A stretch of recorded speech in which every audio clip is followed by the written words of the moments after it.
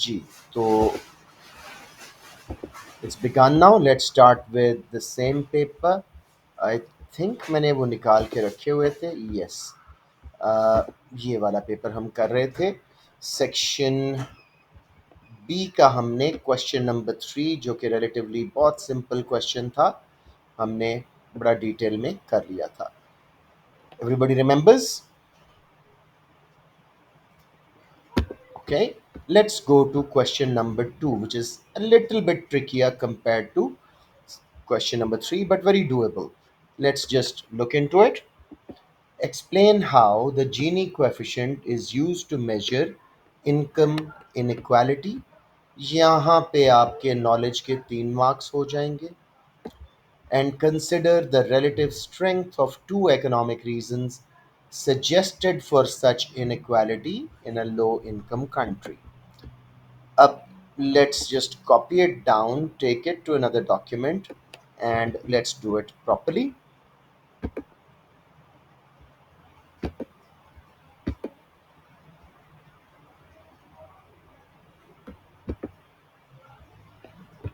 जी बच्चों, this is your question, और of course 8 mark का क्वेश्चन है. ठीक है, लेट्स नॉलेज के 3 मार्क्स, फिर एनालिसिस के 3. मैं पहले नॉलेज करवा लूँ, उसके बाद उस पर जाते हैं. आप लोग मुझे बताएं जी, की टर्म या की टर्म्स कौन सी हैं?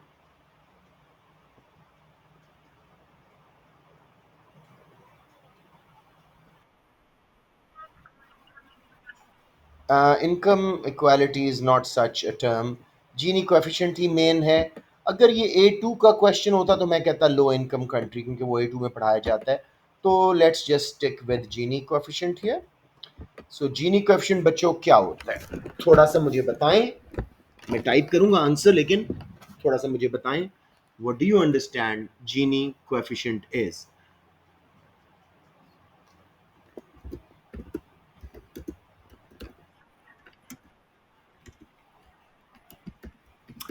Yes, it's a numerical measure of income slash wealth inequality in an economy. यहाँ पे मेरे बच्चों आप लोगों को 1 मार्क मिल गया. थोड़ा सा जीनी कोएफिशिएंट वैल्यूज बताएं जी. यस,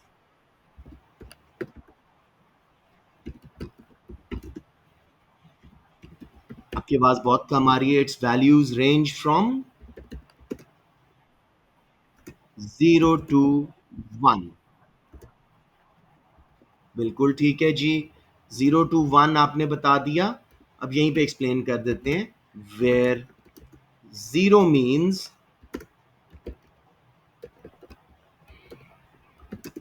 नो इनइक्वालिटी या परफेक्ट इक्वालिटी, सबके पास बराबर इनकम्स एंड वेल्थ है.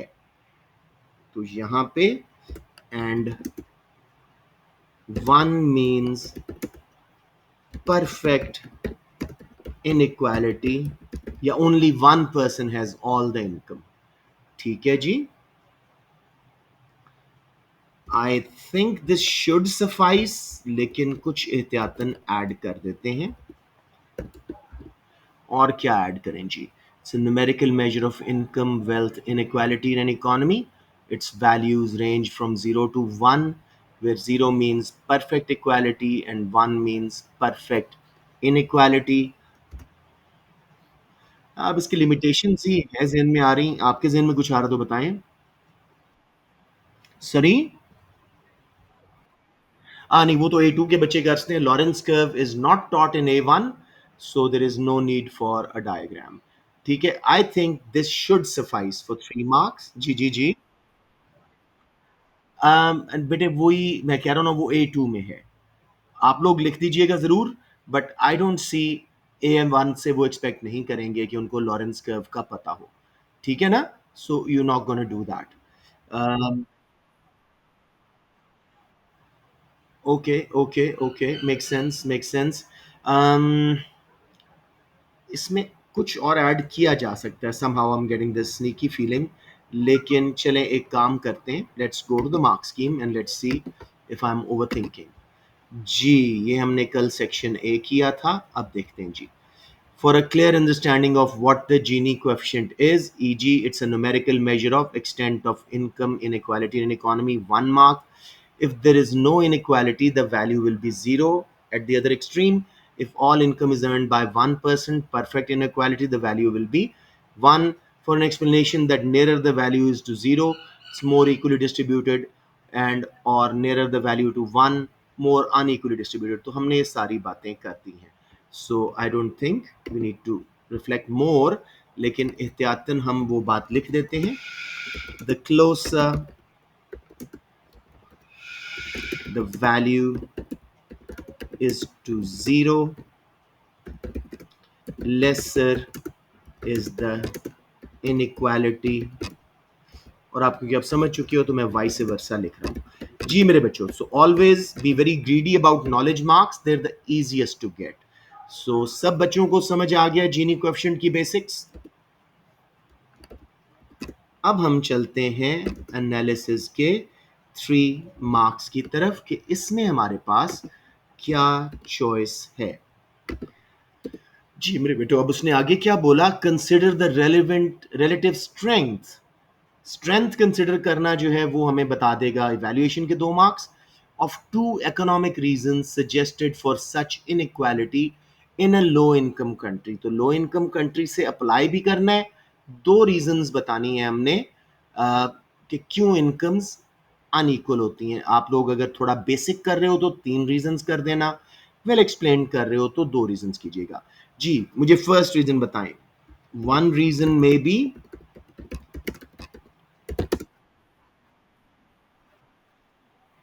बिल्कुल सही है। यूं कर लेते हैं, बिल्कुल ठीक कह रहे हैं। हाँ, one reason may be the lack of good education and training opportunities. ये तो बड़ी क्लियरली है, ठीक है जी। इसकी वजह से क्यों इनइक्वालिटी होती है मुझे बताएंगे।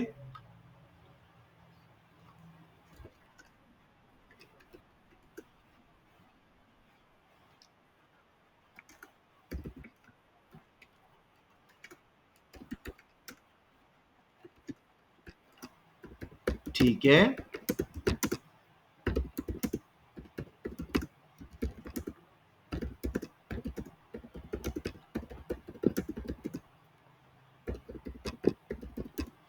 अब देखो जी, मैंने यहां पे लिख दिया as workers are mostly, you know, not highly skilled, so they earn less, and some earn more who do get access to education and training, जो e.g.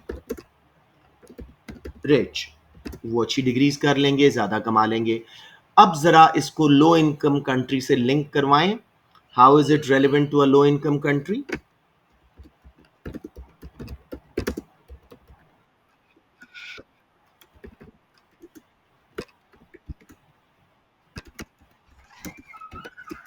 यस,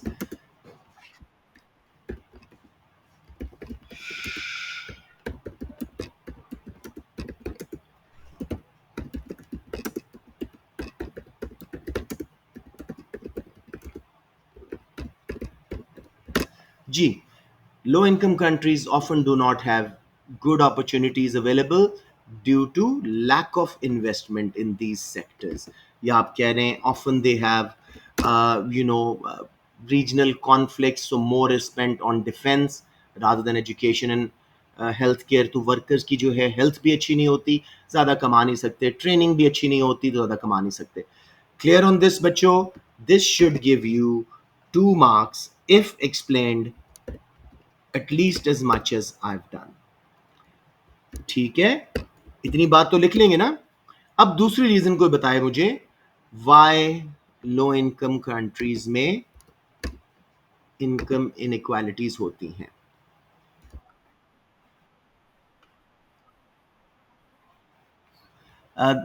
टैक्सेशन भी बहुत सही है, बहुत सही है। ठीक है, मैं यहाँ पे एक और लेना चाह रहा हूं पहले, lack of job opportunities and unfair distribution of opportunities. हमारे मुल्कों में ये मेजर प्रॉब्लम है. Therefore, workers may remain unemployed और underemployed. Underemployed क्या है जी? एक PhD गाड़ियां साफ कर रहा है, और underemployed, hence earning less while, sorry, हाँ, डिस्क्रिमिनेशन भी बिल्कुल ला सकते हैं आप. Therefore, workers may remain unemployed or underemployed, hence earning less, while some who can use, बिल्कुल कर सकते हैं. इसमें तो बहुत सारे हैं, जितने मर्जी वेज डिफरेंशियल्स डालते जाओ आप. जो A2 वाले बच्चे हैं, आपके पास तो बहुत कुछ है इसमें. Who can use influence to gain good jobs will earn more. अब ये हमारे मुल्कों में प्रॉब्लम क्या है? लो income countries often government lacks the budget to finance job availability. जी मेरे बच्चों, सबको समझ आ गया? दिस साइज, अक्सर बच्चे पूछते हैं ना जी कितना लिखना चाहिए. This size is enough for 2 marks of 1 point. तो यहां भी आपको 2 मार्क्स हैं. अलबत्ता द मोमेंट ही फील्स के बच्चे ने 3 स्कोर कर लिए हैं, वो एनालिसिस के मार्क्स रोक देगा. सबको यहां पे टोटली क्लियर हो गया है?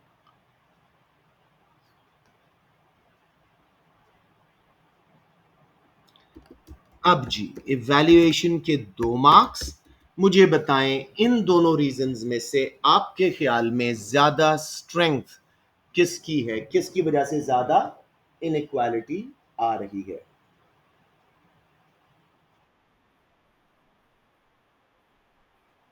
ठीक है, इसको जस्टिफाई करो हम अपना ईमान, कि why is it more than education and training?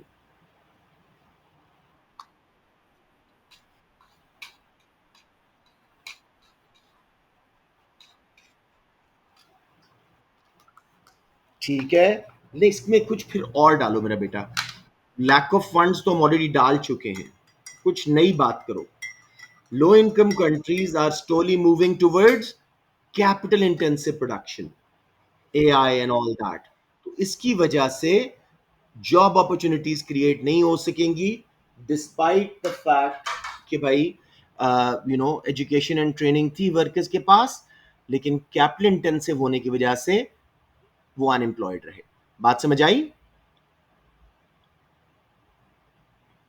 I would have gone for lack of good education and training opportunities, because lack of investment in these sectors by both private sector and public sector, workers do not get enough skills, hence they always remain low paid. ठीक है, even अगर opportunities कम भी थी, जो skilled workers हैं उनको मिल जाती, क्योंकि बेस में उनके पास स्किल्स ही नहीं है, तो वो जॉब नहीं मिल सकेगी उनको अच्छी वाली. Got it? I would have gone for education and training. और कंक्लूड मैं यही करूंगा कि lack of education and training causes development trap, and it's the most serious reason for income inequality in low income countries. मुझे बताएं कोई confusion?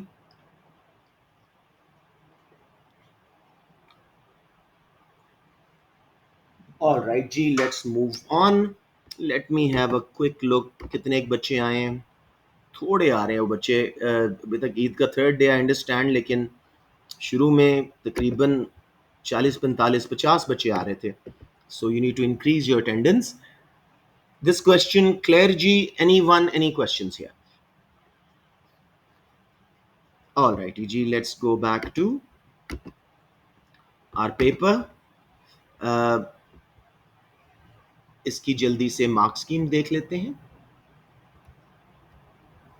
अरे अरे अरे, एक मिनट, ये हमने कौन सा क्वेश्चन किया? जीनी कोएफिशिएंट, हाँ यही था, सॉरी।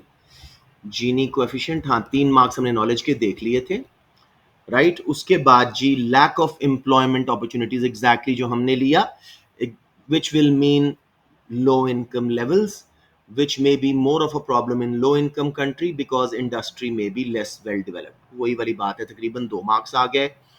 Poor vocational या educational training leading to fewer people being able to develop their skills and earn a higher income, this may be more of problem in such countries because of lack of finance to provide such training। Third, उन्होंने दी lack of investment in education and health, example meaning that some people may not receive a better level of education or may suffer long term health issues, uh, which will lower the potential income levels। This may be more common in such countries due to lack of government budget। 3 कर दो मेरे बच्चों। वो कहते हैं other reasons can be poor infrastructure, lack of access to loan, और भी हैं, males and females, wage differentials, discrimination, सारा कुछ।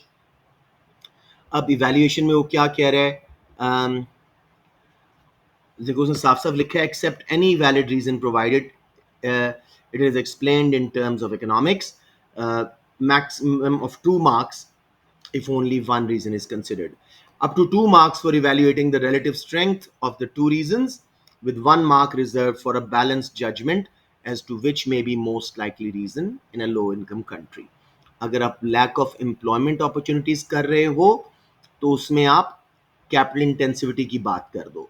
Lack of investment in education and health care कर रहे हो तो उसको ज्यादा इंपॉर्टेंट इसलिए है वो, क्योंकि वर्कर्स के पास स्किल ही नहीं है। दुनिया एडवांस हो रही है, कैपिटल की तरफ जा रही है, उनके पास स्किल्स ही नहीं है to perform those tasks. Clear हो गया बच्चों? Any confusions? अब जी, assess the extent to which government policies to redistribute income and wealth are likely to be successful।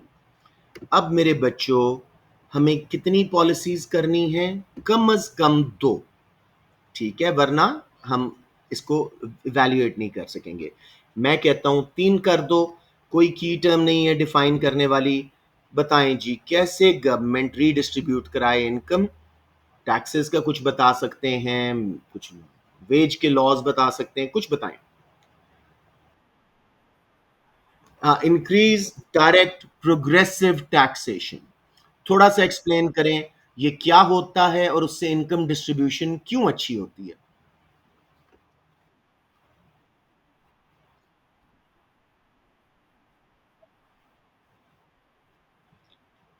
Higher the rate of tax, yes.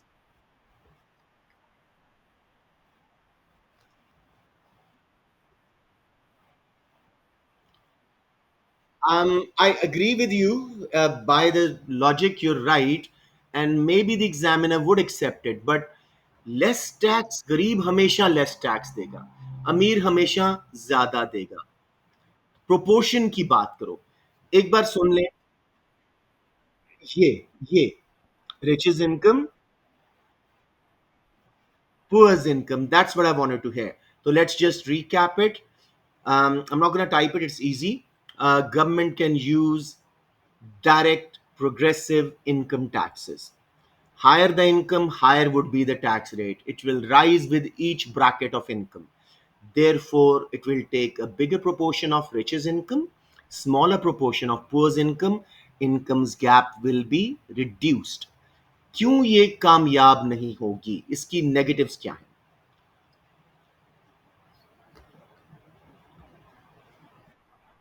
Shabash, it causes disincentive to work, which reduces the overall productivity and economy and may lead to greater inequality। और क्या मसला हो सकता है जी? Direct taxes का एक मसला और क्या है? They can be evaded। yes, evade का वर्ड लिखिएगा EVADED। rich people and firms may not even declare the right income, may not even pay the tax, so income gaps may actually they can avoid it, so income gaps may actually not reduce। हमारे सारे direct taxation हैं, income gaps कम हो रहे हैं।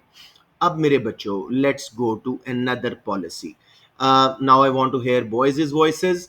Boys मुझे बताएं, और क्या पॉलिसी आप यूज कर सकते हैं to make income gaps narrow. This was not a boys voice, but ठीक है.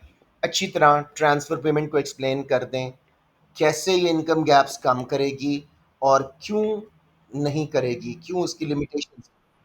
बोले बोले. मिनिमम वेज बिल्कुल सही है.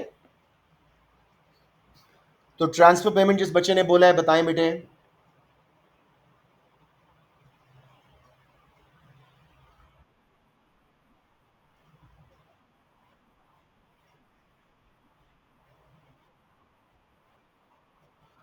ठीक है, इसको फर्दर अच्छा करते हैं. Transfer payments are paid from earners to non earners, और ज़रूरी नहीं है गवर्नमेंट दे. आपके फादर जब आपको ईदी देते हैं, वो भी ट्रांसफर पेमेंट होती है. कोई गिफ्ट देते हैं, वो भी ट्रांसफर पेमेंट है. अर्नर से नॉन अर्नर जाए without any economic activity. Example, unemployment benefits, pension, scholarships etcetera. ये कैसे इनकम गैप्स कम करेंगे मेरे बेटे? They are taken from passed on to poor. Earner से लेके आपने नॉन अर्नर को दिया, अर्नर की इनकम कम हुई, गरीब की इनकम ज्यादा हुई, इनकम गैप्स कम हुए. But what is wrong with these?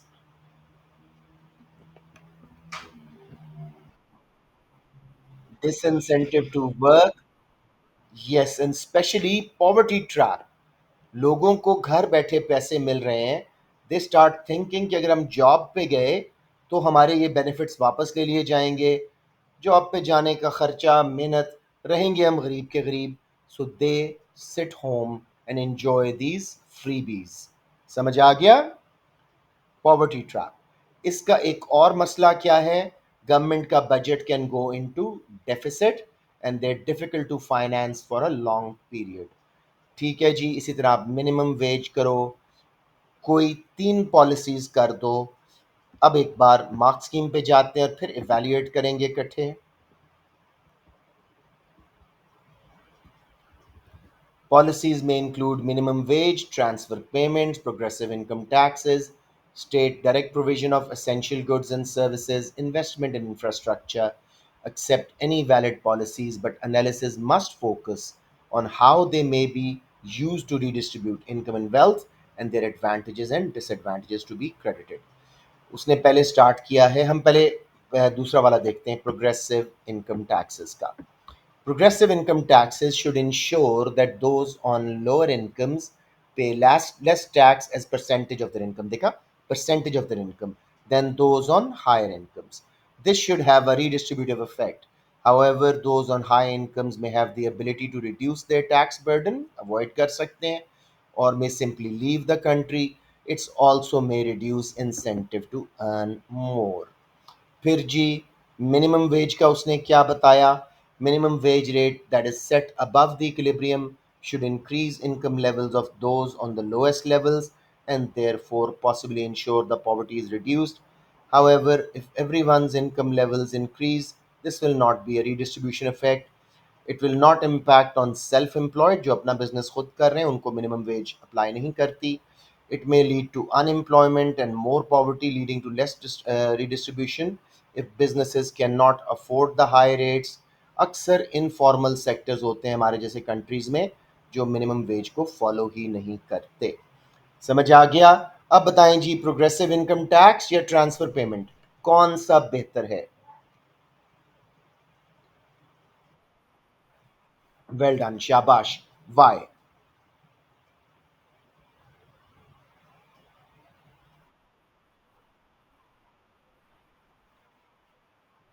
शाबाश, very good, very good. Compensate कर सकते हैं इकोनॉमी को.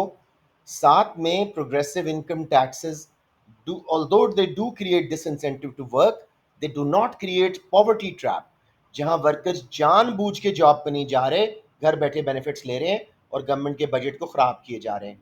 इसमें गवर्नमेंट का बजट भी सरप्लस हो रहा है और गवर्नमेंट के पास रेवेन्यू भी आ रहा है और पॉवर्टी ट्रैप भी नहीं हो रहा. Clear? To conclude, transfer payments are economically justified नहीं है. कि विदाउट प्रोड्यूसिंग एनीथिंग आपको घर बैठे पैसा मिले, that is economically not justified. So requires an assessment of the likely success of more than one government policy, leading to a justified conclusion as to whether such policies are ever likely to be successful. ठीक हो गया मेरे बच्चों, कोई confusion?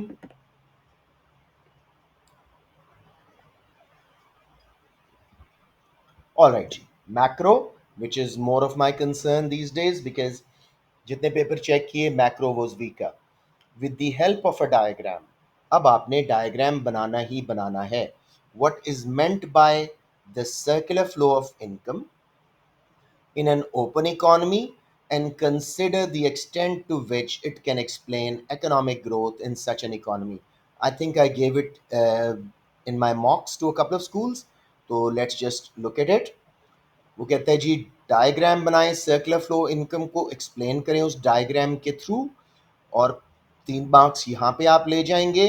उसके बाद बताएं किस हद तक इकोनॉमिक ग्रोथ एक्सप्लेन होती है through circular flow of income.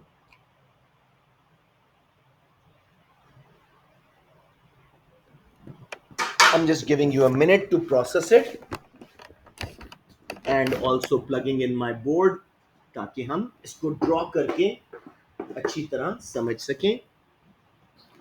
I hope I have some charge left. I did not charge it. मैं अभी वापस आया हूँ from somewhere. और let's see.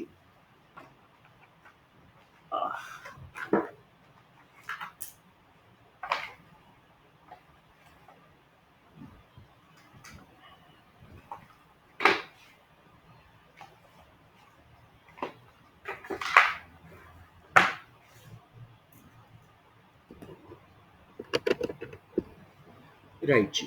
So the charge is not there. चले मैं थोड़ी देर इसको चार्ज करता हूँ. डायग्राम पे हम बाद में आ जाएंगे. इन द मीन टाइम हम थोड़ा सा डिस्कस करते हैं.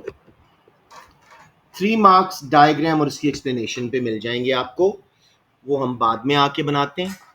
अब वो कहते हैं consider the extent to which it can explain economic growth. तो बेटे इंजेक्शंस, विड्रॉल्स की हमने बात करनी है. A 4 sector open economy has 3 injections. मुझे नाम बता सकते हैं? Consumption is not a separate injection, don't make that mistake. हाँ, I plus G plus X. Investment plus government spending plus exports. Whenever there is an injection, circular flow of money rises in an economy, aggregate demand shifts to the right, causing economic growth, multiplier effect. ठीक हो गया? However, there are also 3 withdrawals. अब withdrawals का नाम ले लें.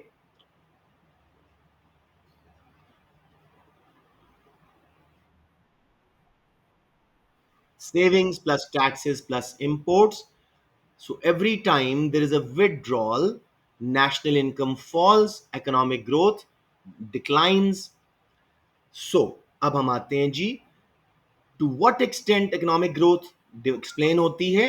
It will depend on the relative size of injections versus withdrawals. If injections are greater than withdrawals, economy will experience economic growth. However, if withdrawals are greater, अब यहाँ पे आप थोड़ा सा बताएं, imports are greater than exports value, taxes are greater than government spending, savings are greater than investment. This will cause negative economic growth. अब वो कहता है कंसिडर द एक्सटेंट, लेकिन यहां पे हमें थोड़ा सा सर्कुलर फ्लो ऑफ इनकम का लिमिटेशंस भी बतानी है. एक बहुत सिंप्लीफाइड मॉडल है रियलिटी का, और रियल मॉडल इसको हम नहीं कह सकते. In reality it's not as simple as this diagram tells us. दुनिया में बहुत से डायनामिक चेंजेस आ रहे होते हैं, तो the diagram is not fully able to explain economic growth in an economy. समझ आ गया मेरे बच्चों? कोई क्वेश्चन यहां पे? अब let's just draw this diagram for your remembrance, बहुत सिंपल, इस साइड पे लिखिए हाउस होल्ड्स, इस साइड पे लिखिए फर्म्स। हाउस होल्ड फर्म्स को देते हैं फैक्टर सर्विसेज, यानी land, labour, capital, enterprise. Firms उनको बना के देती हैं गुड्स एंड सर्विसेज जो हाउस होल्ड कंज्यूम करते हैं।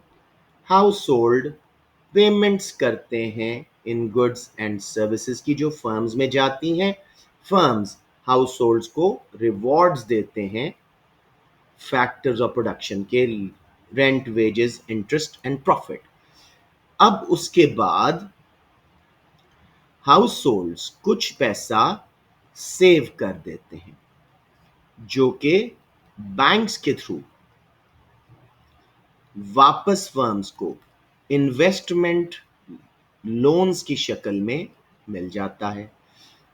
फिर उसके बाद जी हाउस होल्ड्स कुछ पैसा गवर्नमेंट को टैक्स देते हैं जो गवर्नमेंट सेक्टर के पास जाता है, और वो गवर्नमेंट उसको स्पेंड करती है, फर्म्स को सब्सिडाइज वगैरह करती है, और वो वापस इंजेक्ट हो जाता है सर्कुलर फ्लो में।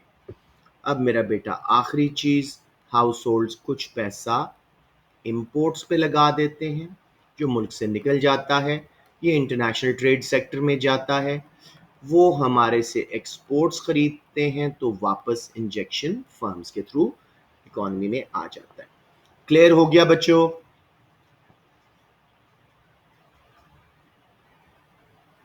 अब मैं दोबारा इसको चार्ज पे लगाता हूं for any next diagrams that are required, and let's go back to the mark scheme. All right ji,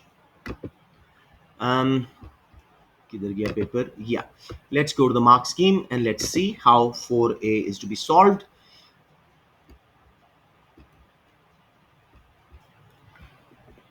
G, a simple circular flow of diagram, 1 mark, that clearly shows, explains separately the expenditure flows from households to firm and income flows from firms to household. Note, this is all that is required for knowledge and understanding marks, regardless of the complexity of the diagram. Beautiful.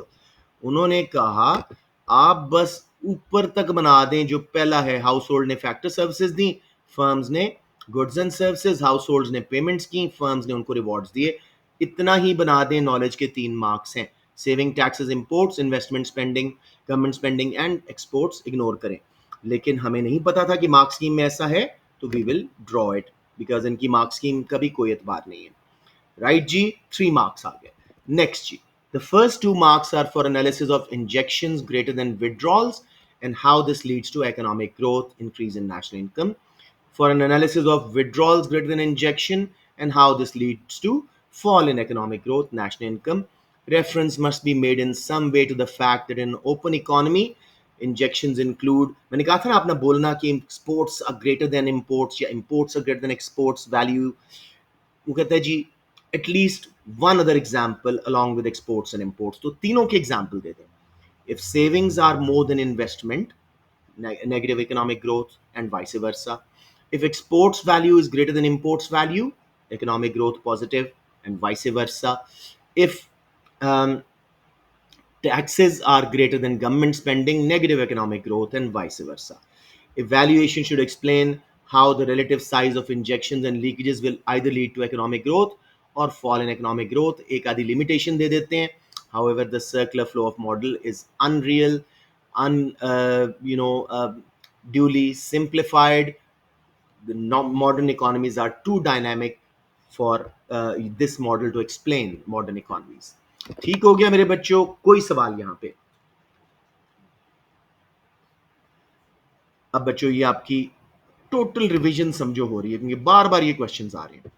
Assess whether supply side policy is the most effective way to achieve long run economic growth.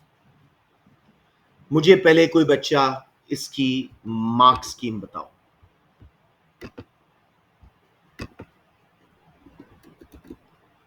इसको post कर रहा हूं, मुझे बच्चे बताओ, knowledge plus analysis के कितने हैं? शुक्र है याद आ गया बच्चों को। अब 8 मार्क्स, उसको डिवाइड कैसे करना है? Up to 4। यस, क्योंकि मोस्ट इफेक्टिव वर्ड था ना, शाबाश। Up to 4 for supply side policies का एनालिसिस मींस एडवांटेजेस डिसएडवांटेजेस दोनों, and up to 4 for some other policy, up to 4 for at least one other policy. आप दो कर दीजिए, एक ही बार एग्जाम देना है, अगर टाइम मैनेज हो रहा है तो दूसरा करें। अच्छा जी, सप्लाई साइड पॉलिसीज हम बहुत दफा कर चुके हैं, आप लोग ही मुझे बता दो, कोई 3 पॉलिसीज बताओ और फिर उनकी लिमिटेशंस बता दो, कैसे ये लॉन्ग रन इकोनॉमिक ग्रोथ लाएगा और रास्ते में क्या क्या रुकावटें आएंगी। Come on guys, I know you all know it.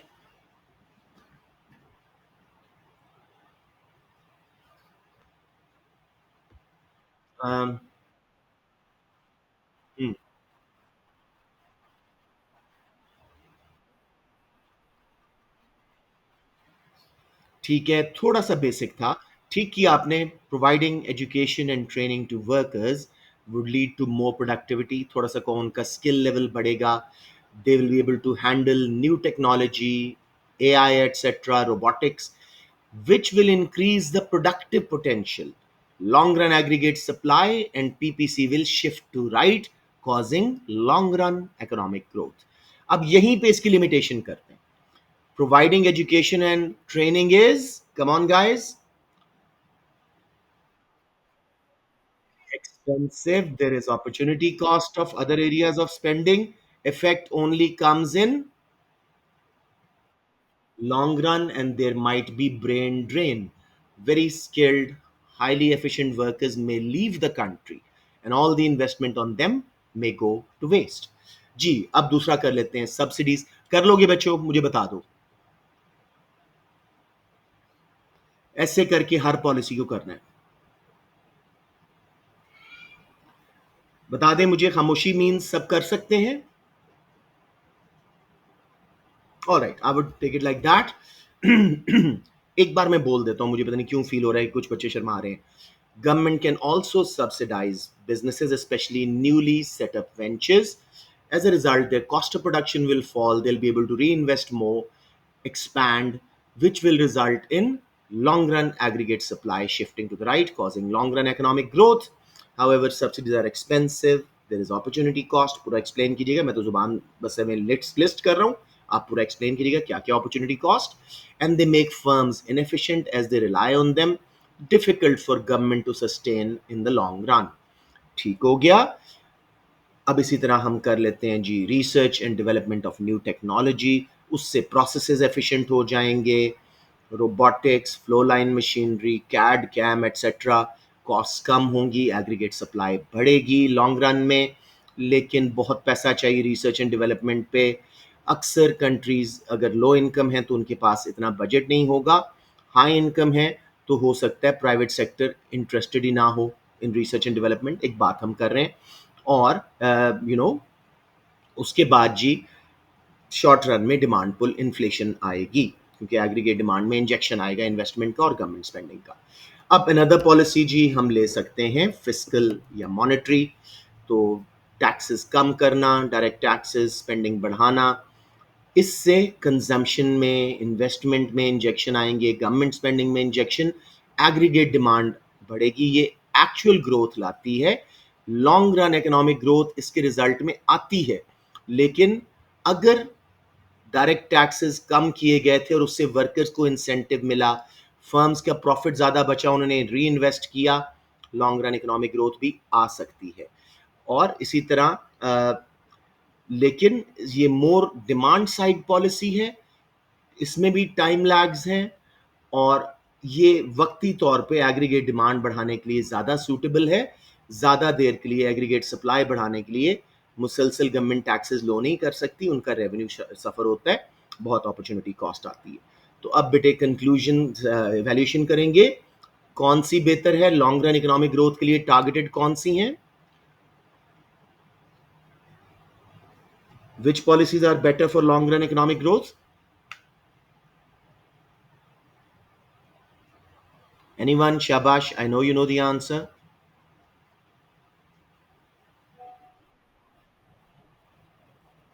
Okay.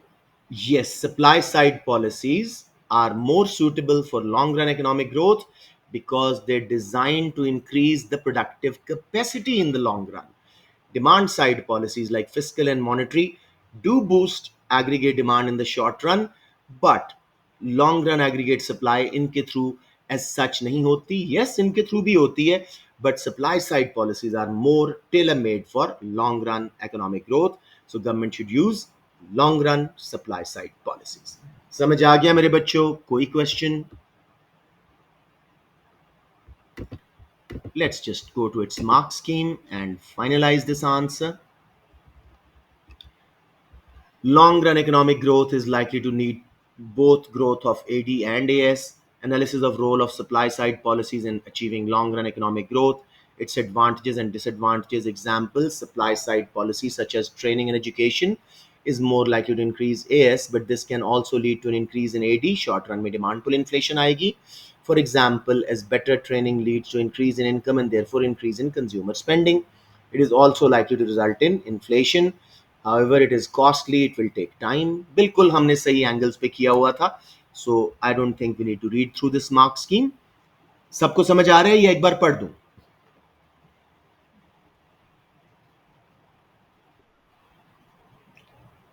I'm hoping सबको समझ आ रहा है. Let me just have a look.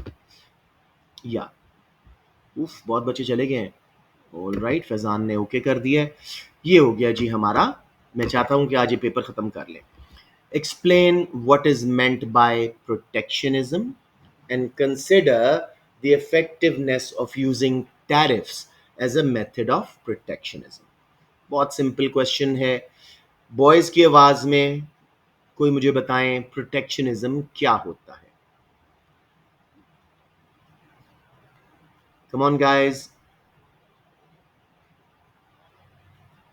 Do not waste time. शाबाश.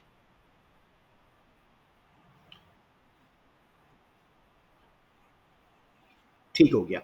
Use of various policies like tariffs, quotas etcetera to protect domestic industries from international competition, basically intervening in international market forces, demand and supply. जी. अब वो कहता है जी tariff कितना effective है, tariff के benefits and problems. पहले tariff को explain कर दें, आप ही कर दें बच्चे, और फिर क्यों कामयाब होगा, क्यों कामयाब नहीं होगा. Tariff is what?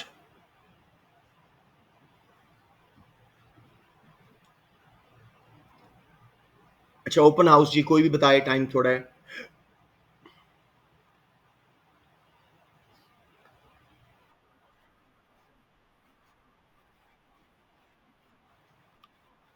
Coffee good, very good.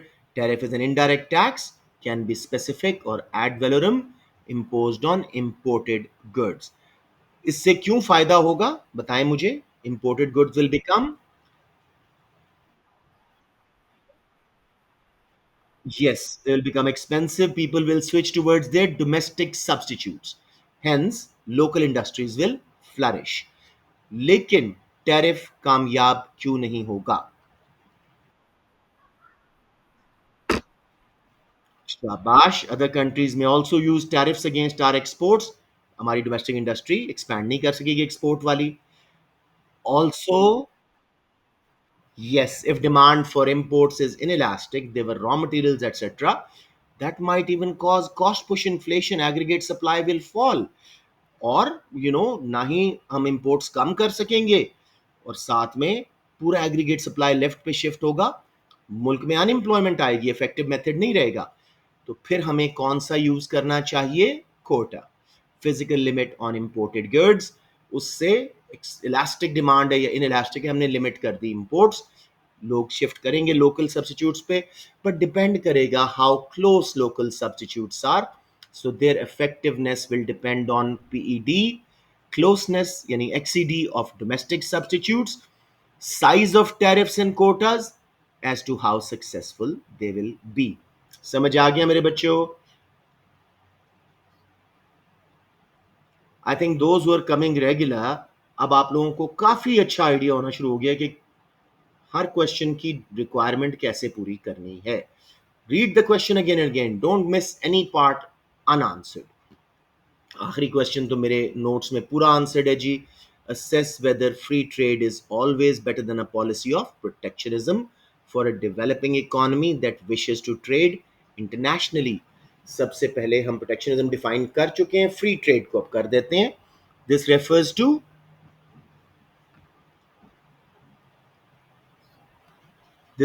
To, मेरे बच्चों,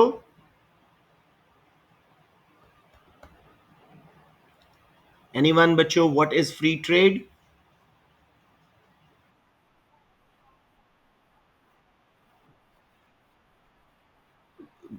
चलिए ग्लोबलाइजेशन तरफ जा रहे हो, ठीक है. Free trade is removal of tariffs, quotas and other barriers. We're engaging more in the international competition, ठीक है. अब जी पहले हम करते हैं why free trade is not good.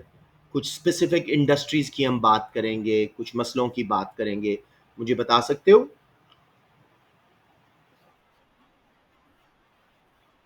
या ऊंचा बोलें. Sunset sunrise industry argument. Very good. Sunset are declining industries who have come to the end of their tenure. अगर हम उनको सपोर्ट नहीं करते, सब्सिडाइज नहीं करते या टैरिफ से प्रोटेक्ट नहीं करते, वो वक्त से पहले बंद हो जाएंगी. यस, मैस अनएम्प्लॉयमेंट होगी, इतना टाइम नहीं मिलेगा कि वर्कर्स किसी और स्किल में रीट्रेन कर लें अपने आप को. और सनराइज इंडस्ट्रीज न्यूली सेटअप हैं, अभी इन्फेंट हैं, उन्हें प्रोटेक्ट करना ज़रूरी है. They can not face cheap and good quality imports against the giants of the world. So उन्हें इतना टाइम मिलना चाहिए कि they can grow, achieve economies of scale and develop their comparative advantages. Another फायदा of protection मेरे बच्चों, क्या नहीं होगा हमारे मुल्क में? डंपिंग नहीं होगी. दूसरे countries will not dump cheap products in our country to become monopolies here. Therefore, it's essential to use protectionism there. फिर करंट अकाउंट डेफिसिट को भी ठीक कर सकते हैं, फ्ला फ्ला फ्ला. अब चलते हैं जी नुकसान प्रोटेक्शनिज्म के. फ्री ट्रेड के फायदे, कंज्यूमर्स की चॉइस बढ़ जाती है, दुनिया भर से सस्ती तरीन अच्छी तरीन चीज मंगवा सकते हैं, उससे उनकी वेलफेयर बढ़ती है, कंज्यूमर सरप्लस बढ़ता है, लिविंग स्टैंडर्ड्स ऊपर होते हैं. और मेन फायदा फ्री ट्रेड क्या क्या है? हर कंट्री अपना अपना हम्म अपना कंपैरेटिव एडवांटेज डेवलप करता है, नैरो रेंज ऑफ गुड्स पे स्पेशलाइज करता है, जिसके लिए उसके फैक्टर्स ऑफ प्रोडक्शन सूटेबल हैं, अपनी फैक्टर एंडाउमेंट के मुताबिक स्पेशलाइज करता है, जिससे वो वर्ल्ड वाइड एक चीज में अपना नाम बनाता है. जैसे श्रीलंका का टी में है, पाकिस्तान का टेक्सटाइल्स में है, जापान का गाड़ियों में है, एग्जाम्पल दे सकते हैं. फिर उसके बाद जी प्रोटेक्शन के थ्रू हमें नए आइडियाज, टेक्नोलॉजी का ट्रांसफर, फ्री ट्रेड के थ्रू नए आइडियाज, टेक्नोलॉजी का ट्रांसफर आता है, उससे डोमेस्टिक फर्म्स ज़्यादा एफिशिएंट हो जाती हैं. Because of competition local firms को अपनी कॉस्ट कम करनी पड़ती है, क्वालिटी बढ़ानी पड़ती है to be able to compete on same footing, equal footing in international markets. Evaluation जी, कहाँ कहाँ प्रोटेक्शन जस्टिफाइड है, किन किन केसेस में? वही जो हमने बात की थी, सनसेट सनराइज इंडस्ट्रीज के केस में, प्रूवन केसेस ऑफ डंपिंग में, या स्ट्रेटेजिक इंडस्ट्रीज को बचाने के लिए. Other than that protection is wasteful, it discourages competition and efficiency, और कंपैरेटिव एडवांटेज के रास्ते में रुकावट बनता है. लिहाजा protection should be use selectively, only for a short period, because free trade has more global kind of advantages, whereas protection has more localized advantages. समझ आ गया मेरे बच्चों? Let's just quickly see the mark scheme just for the sake of it. पहला वो tariffs वाला था. उसने कहा जी protectionism and government attempts to protect domestic industries against foreign competition. It seeks to reduce the impact of free market. by increasing the price competitiveness of domestic businesses against foreign competition. ये बात हमने बाद में कर ली थी. An explanation of how tariffs work diagram will help, although it's not essential, as a method of protectionism, that is increasing price of imports and increasing the price competitiveness of domestic industry. No marks for a diagram unless it is used to explain the impact on the price of imports and how it protects domestic businesses. दो marks यहाँ पे आ गए. For an explanation of how tariffs increases the price of imports and how it protects domestic businesses as it increases price competitiveness. बहुत simple है. Problems include possible retaliation, inelastic demand, possible cost push, inflationary pressures. Retaliation by other countries हम सारा कुछ कर चुके हैं. Evaluation should consider how effective tariffs may be, considering both how they can protect domestic business and the associated problems. Already हम problem discuss कर चुके थे. तो जब demand inelastic हो, जब इंपोर्टेड रॉ मटेरियल्स पे आप रिलाय कर रहे हो तो tariffs is not a good idea. उसके मुकाबले में quotas is a better way. So government should use other methods rather than tariffs when this is the case. Right, G, that is it. We are done with today's class. I'll see you all inshallah ta'ala tomorrow. So have a very good one, G. अच्छा, by the way, just quickly show you, मैं ये सारी videos एक एक करके post किए जा रहा हूँ अपने यूट्यूब चैनल पे. अब मैं दो प्लेलिस्ट बना रहा हूँ, P224 और एक P424, ये 24. तो उसमें आपको इजीली एक्सेस हो जाएगा. मैं लिंक्स भेज दूंगा. But now you should be very familiar with my channel. You can go and search your self. और आज अभी बल्कि मैं नमाज से पहले पहले ही आपको रिसोर्सेज भेज देता हूँ, या नमाज के बाद I send you some resources. 23 से लेके 25 तक के कामरान मलिक के full answers, that is more than enough for your preparation of P2, section B and C. Section A आप लोग सॉल्व करेंगे मेरे साथ, मैं भी करवा रहा हूँ, और बाकी आप खुद करें. मैक्सिमम 22 टू 25 का मार्च तक करें. इससे ज़्यादा पीछे जाने की जरूरत नहीं है. Syllabuses have changed. So that's that. Have a good day. Let me close my meeting now.